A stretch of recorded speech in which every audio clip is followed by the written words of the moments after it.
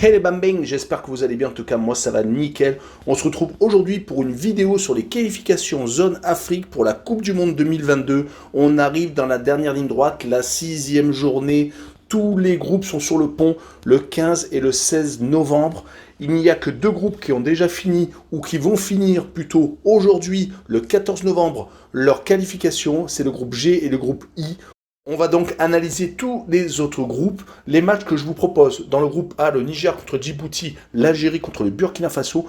Le groupe B, Mauritanie contre Guinée équatoriale, Tunisie contre Zambie. Le groupe C, le Libéria contre la République centrafrique et le Nigeria contre le Cap-Vert.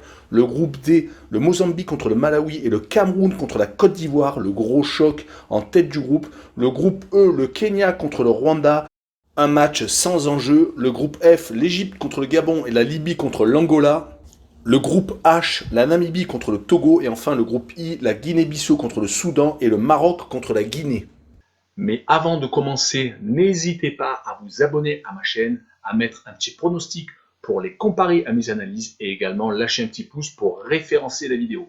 N'oubliez pas qu'en description, vous avez mon lien Telegram. Vous cliquez dessus et vous nous rejoignez. Et tous les jours, je vous donne 2 codes safe et une code fun.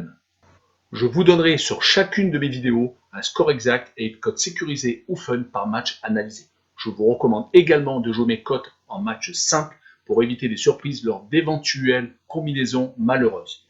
Je vous donnerai mes codes sécurisés par rapport à des away no bet, home no bet, draw no bet. Ce sera surtout des codes sécurisés donc, et également des doubles chances et des plus ou moins un certain nombre de buts.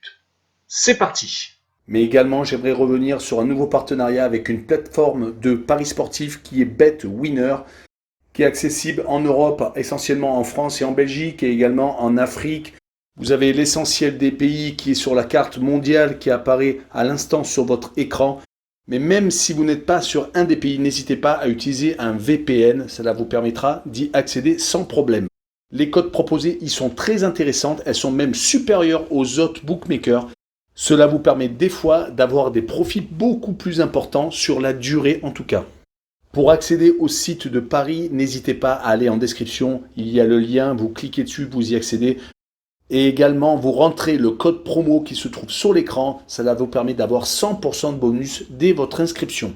Et pour finir, lors de cette vidéo, je vous mettrai la description des codes safe et également les cotes. Comme ça, vous pourrez faire les comparaisons avec les cotes de votre bookmaker et celles de BetWinner.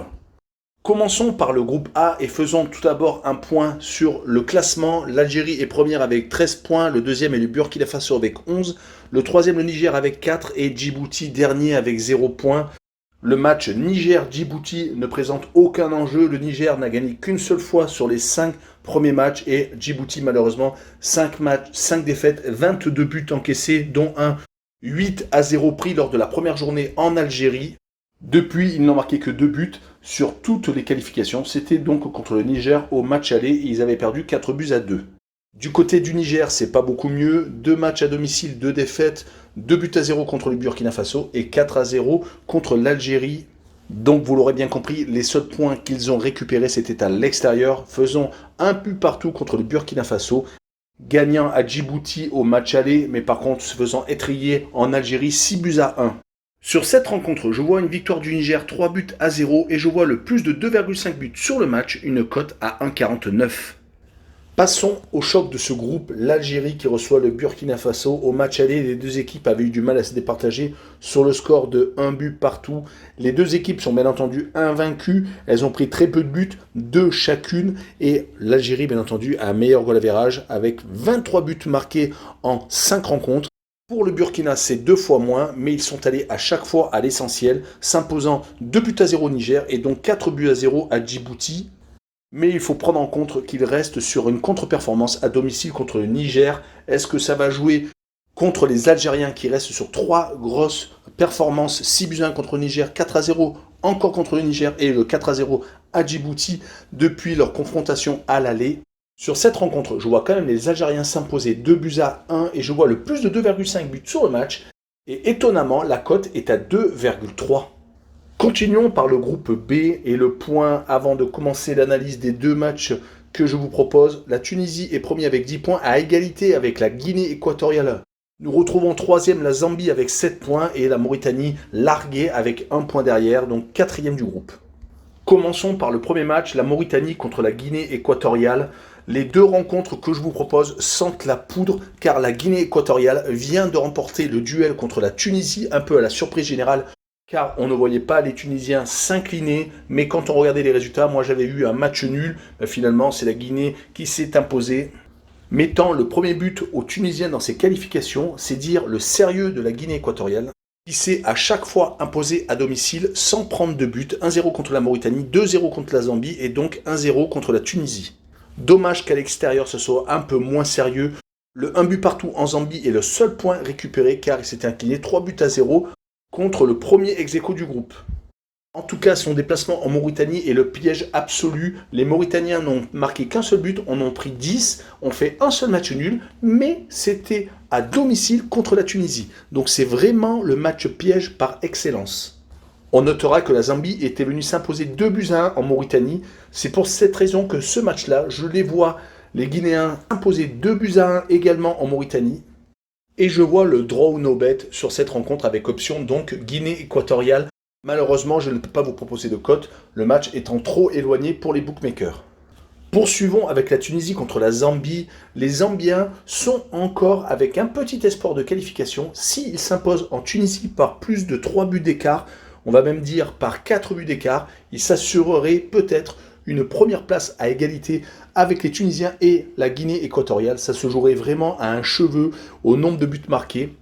Les Zambiens se retrouvent un peu dans une position inespérée. Ils avaient à chaque fois perdu lors de leur confrontation aller contre la Guinée équatoriale et contre la Tunisie.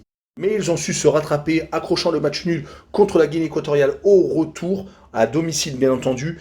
Et son 4-0 contre la Mauritanie lui permet de repasser en positif au goal average. Et donc, comme je vous l'ai dit un peu plus tôt, il pourrait titiller les Tunisiens grâce à une grosse victoire en déplacement. Du côté des Tunisiens, ils jouent avec le feu. Ils avaient commencé par 3 matchs, 3 victoires assez sérieuses, en plus sans prendre de but. Mais malheureusement, leurs 2 derniers déplacements se sont mal passés. Un 0-0 en Mauritanie et surtout une défaite à Malabo peut leur faire craindre le pire s'ils ne s'imposent pas contre la Zambie. Mais je pense que les Tunisiens vont gagner et je vois une victoire 3-0 sérieuse et appliquée. Et je vois le plus de 2,5 buts sur le match. Bien entendu, je n'ai pas la cote malheureusement comme c'est le 16 novembre. Poursuivons avec le groupe C et le match entre le Liberia et la République Centrafrique, les 2 dernières équipes du groupe. Un match sans enjeu car ils sont malheureusement déjà éliminés. Le Nigeria et le Cap-Vert étant beaucoup trop loin. Le Liberia vient de s'incliner à domicile contre le Nigeria 2-0, laissant s'évanouir leur dernière chance de qualification. Ils auraient pu se rapprocher de la tête, mais la marche était beaucoup trop haute. C'est leur 2e défaite en 2 matchs après celle contre le Cap-Vert 2-1 lors de la 3e journée. Ils n'ont donc gagné qu'une seule rencontre en poule de qualification. C'était en déplacement à la République centrafricaine, leur adversaire du jour, qui n'est pas beaucoup mieux, qui a réussi un exploit s'imposant au Nigeria lors de la 3e journée, mais il n'y a pas eu de lendemain malheureusement derrière 2 défaites consécutives contre le Nigeria qui s'est vengé et au Cap-Vert 2-1. Mais ce qui les différencie du Liberia est leur match nul d'entrée de jeu lors de la première journée contre le Cap-Vert, 1 but partout. Sur cette rencontre, je vois le 1 but partout et les 2 équipes avoir du mal à se départager et je vois le home no bet avec le match nul remboursé, 6 victoires du Liberia à domicile. Et même topo pour ce match, pas de cote. Continuons avec le choc de ce groupe, le Nigeria qui reçoit le Cap-Vert. Les Nigérians s'étaient imposés au match aller lors de la première partie de cet affrontement. Ils auraient pu arriver libérés avec beaucoup de points d'avance, mais malheureusement leur défaite contre la République Centrafrique, comme je vous l'ai dit un peu plus tôt, a été une grosse surprise. Ils se sont vraiment rattrapés à l'extérieur, s'imposant d'affilée encore contre la République Centrafricaine et donc contre le Liberia 2-0 lors de l'avant-dernière journée, se laissant 2 points d'avance sur leur dauphin. Mais le Nigeria reste une place forte du football africain. Ils veulent absolument participer à cette Coupe du Monde. Ils vont arriver avec les dents longues contre le Cap-Vert, qui ne va pas arriver en victime expiatoire lors de ce déplacement, qui avait réussi à s'imposer au Liberia 2-1 et faire match nul en République centrafricaine, 1 but partout. Donc ils sont pour l'instant invaincus en déplacement dans ces qualifications. Mais sur ce match-là, je vois quand même une victoire du Nigeria 2-1 et je vois le Nigeria marquer le plus de 1,5 buts sur cette rencontre. Bien entendu, je n'ai toujours pas de cote. Poursuivons avec le groupe D et le groupe de la Côte d'Ivoire, du Cameroun, du Malawi et du Mozambique. Les deux premières équipes citées, donc les deux monstres du football africain, la Côte d'Ivoire et le Cameroun, sont dans les deux premières places. Les Ivoiriens ont 13 points, les Camerounais ont 12. Le troisième est le Malawi avec 3 points, donc complètement largué. Et quatrième, le Mozambique, dernier avec un seul petit point. Donc la première rencontre que j'analyse est le Mozambique contre le Malawi. Il ne leur reste que des miettes. Ils ont tous les deux perdu 4 matchs sur 5 rencontres. Pour le Malawi, c'est une victoire contre le Mozambique au match aller. Par contre, pour le pays hôte de cette rencontre, ils avaient réussi à faire 0-0 lors de la journée initiale contre la Côte d'Ivoire, annonçant des lendemains beaux et joyeux. Mais malheureusement, derrière, ça a été 4 défaites consécutives. On notera que lors des 2 déplacements du Malawi à l'extérieur, ça a été malheureusement 2 défaites contre les 2 ogres de la poule. Sur cette rencontre, je vois le Mozambique s'imposer 1-0 et je vois la double chance 1N, la cote n'étant malheureusement toujours pas disponible. Continuons avec le Cameroun qui reçoit la Côte d'Ivoire. La Côte d'Ivoire s'était imposée au match aller 2-1, se rattrapant donc du match nul au Mozambique lors de la première journée. C'était le point de départ de 3 matchs assez aboutis, que ce soit contre le Malawi 3-0 et la Mozambique 3-0, et une victoire un peu plus étriquée contre le Malawi à domicile, mais une victoire quand même, qui leur permet toujours d'occuper la tête du classement. Le Cameroun de son côté s'est bien rattrapé après la défaite contre l'autre favori du groupe. Il a remporté que des victoires contre les autres adversaires, marquant 10 buts et n'en prenant qu'un seul. Si on se penche sur les confrontations directes entre les deux équipes depuis 2006, c'est 4 victoires pour la Côte d'Ivoire, 2 matchs nuls et une seule victoire pour le Cameroun, qui a quand même beaucoup de mal depuis un certain nombre d'années contre les éléphants. Et un dernier bilan à domicile du Cameroun sur les 5 derniers matchs disputés, toutes compétitions confondues, c'est 2 victoires et 3 matchs nuls. Pareil pour la Côte d'Ivoire à l'extérieur, toutes compétitions confondues, c'est également 2 victoires et 3 matchs nuls. Donc sur cette rencontre, je vois un but partout et je vois les deux équipes marquées. Poursuivons avec le groupe E et le groupe où le Mali est premier avec 13 points, deuxième l'Ouganda avec 9, troisième le Kenya avec 3 points et quatrième le Rwanda avec 1. L'affrontement que je vais vous analyser en premier est le Kenya contre le Rwanda. Les deux équipes n'ont plus rien à jouer. D'ailleurs, leur match est le lendemain du choc entre le Mali et l'Ouganda qui se passe aujourd'hui. Les deux formations n'ont pas encore gagné un seul match. 3 matchs nuls en 5 rencontres pour le Kenya et 1 match nul sur 5 rencontres pour le Rwanda. Les deux équipes s'étaient accrochées au match aller, un but partout. Mais le Kenya a tout de même beaucoup plus résisté dans ce groupe car ils ont accroché l'Ouganda à 2 reprises. Mais le Rwanda n'a pas été ridicule non plus à l'extérieur, 2 défaites à chaque fois sur la plus petite démarche, que ce soit au Mali ou en Ouganda. Sur cette rencontre, je vois donc une victoire du Kenya, 1-0, et je vois le moins de 2,5 buts sur le match. Je peux par contre là vous proposer une cote, ce sera une cote à 1,44 car le match déroule le 15 novembre. Poursuivons avec le groupe F et regardons la situation dans le groupe où l'Égypte est premier avec 11 points et est déjà qualifié. Second, le Gabon avec 4 points de retard, donc avec 7 unités. Troisième, la Libye avec 6 points. Et quatrième, l'Angola avec 4. Et on commence par le premier qui rencontre le second. Les Égyptiens sont invaincus dans cette phase de groupe, faisant 2 matchs nuls en Angola et donc au match aller contre le Gabon. Leur victoire en Libye 3-0 et leur victoire courte à domicile contre l'Angola 1-0 et contre la Libye une nouvelle fois 1-0 également leur ont permis donc de se qualifier pour le 3e tour de ces qualifications pour la Coupe du Monde. Le Gabon n'a pas démérité non plus, il reste sur 2 victoires convaincantes à domicile contre l'Angola et la Libye.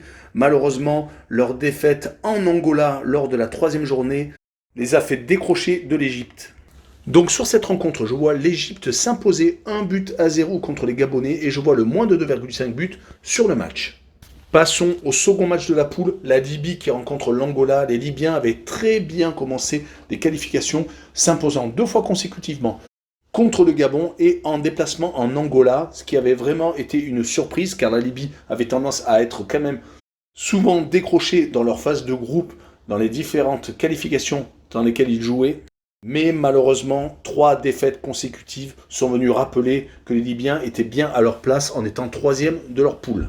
Du côté de l'Angola, ils se sont rattrapés à domicile car sur leurs 2 dernières réceptions, ils ont réussi une victoire contre le Gabon et un match nul contre l'Égypte. Il faut quand même le noter. Mais malheureusement, les 3 défaites les a scotchés au fin fond du classement. Pour ce pronostic, je verrai une victoire 1-0 des Libyens qui confirmerait leur victoire au match aller. Et je vois le draw no bet. Poursuivons avec le groupe H, avec le Sénégal en tête avec 13 points, deuxième la Namibie 5 points, troisième le Togo avec 5 points également, et dernier quatrième le Congo avec 3 points. Une rencontre va être disputée aujourd'hui, c'est le Sénégal contre le Congo, elle a été analysée dans une autre vidéo. Il nous reste donc la Namibie contre le Togo, deux équipes bien entendu décrochées qui ne jouent plus rien.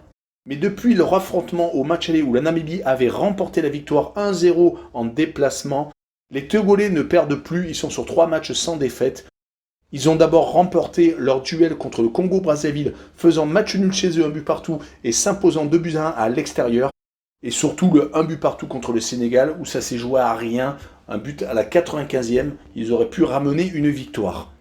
Du côté namibien, le bon début avec une victoire et un nul lors de leurs 2 premières rencontres, c'est malheureusement effiloché avec 2 défaites contre l'ogre du groupe, un 4-1 au match aller et un 3-1 au match retour. Moi sur cette rencontre, je vois un 1 but partout et je vois les deux équipes ne pas se départager. Et je vois le homme no bet avec le match nul remboursé, 6 victoires de la Namibie à domicile. Je peux par contre vous proposer une cote car le match se joue le 15 novembre, ce sera une cote à 1,83. Terminons avec le groupe I, la situation est largement décantée. Le premier, le Maroc avec 15 points, deuxième, la Guinée-Bissau avec 5, troisième, la Guinée avec 4 et enfin le Soudan, quatrième avec 2 points. La première rencontre analysée est la Guinée-Bissau contre le Soudan. La Guinée-Bissau est la seule équipe, à part le Maroc, à avoir remporté un match. Et c'était en déplacement au Soudan, 4-2. Sinon, c'était ou des matchs nuls ou des défaites. Je peux retourner la comparaison avec le Soudan, qui n'a pas gagné un match, qui a eu 2 matchs nuls et 3 défaites. C'est bien entendu des bilans assez faméliques. Mais le Maroc a été d'une domination sans partage, ne prenant qu'un seul but et marquant 17 fois. Et de l'autre côté, toutes les autres équipes se sont neutralisées. Par exemple, la Guinée faisant 4 matchs nuls et ne perdant qu'une seule fois. Je verrai donc dans cette rencontre entre la Guinée-Bissau et le Soudan le 1 but partout. Et je vois le homme no bet avec le match nul remboursé 6 victoires de la Guinée-Bissau à domicile, une cote à 1,62. Du côté des Marocains, on voit bien qu'ils se sont baladés, 5 matchs, 5 victoires. Quand on prend les 4 dernières rencontres, 2 victoires contre la Guinée-Bissau, 5-0 et 3-0. Et 2 victoires en déplacement assez faciles, 4-1 en Guinée et 3-0 au Soudan. Ils affrontent la Guinée qui a fait 4 matchs nuls sur 5 rencontres. Que leur a-t-il manqué pour peut-être remporter des victoires où ils auraient pu être à la lutte jusqu'au bout et peut-être jouer cette finale lors de la dernière journée, mais c'était beaucoup trop compliqué. En tout cas, sur cette rencontre, je vois une victoire du Maroc, 3-0. Et même s'il risque d'y avoir un turnover côté marocain, je ne les vois pas lâcher l'affaire sur cette rencontre. Et je vois aussi le plus de 2,5 buts sur le match. Voilà, on en a fini avec cette vidéo sur les qualifications côté Afrique pour la Coupe du Monde 2022. On se retrouve très prochainement pour le 3e tour. N'hésitez pas à aller en description, cliquez sur le lien Telegram, vous nous rejoignez de Code Safe et Code Fun tous les jours. Et également, abonnez-vous et allez sur le site de Paris Sportif, BetWinner. Les cotes sont super intéressantes. Ciao les bambins!